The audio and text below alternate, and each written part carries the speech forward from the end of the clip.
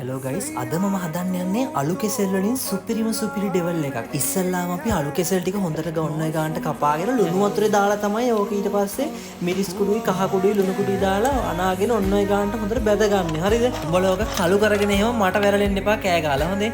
ඉස්සර කාලේ දුවට බබා හම්බෙන්න ඉන්නකොට බෑනන්නිට නැන්දම්ම හදලා දෙනවලු අලු කෙසෙල්. හොඳේ. අර ගාය අඩු කරගන්න.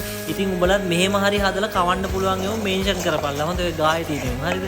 මේකේ සෝයා සෝස් වලින් තමයි ගයිස් රස ගන්න. හොඳේ. අපි මේකට සීනිත් අනිවාර්යෙන් දානවා කැරමලයිස් වෙන්න. එතකොට තමයි මාර රසට එන්නේ. හරිද?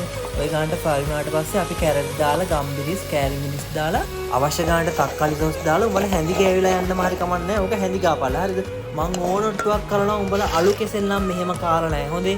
හදාගෙන කාලා ඇත්තටම මේක රසයි. අර ගානට එනකොට අපි අලු කෙසෙල් ටික දාලා ඔය පහේ ටික දාලා ගන්න තමයි තියෙන්නේ ගයිස්. වෙජිටේරියන් අයට සුපිරිම කෑමක්. හොඳේ. ඉතින් හදාගෙන කාලා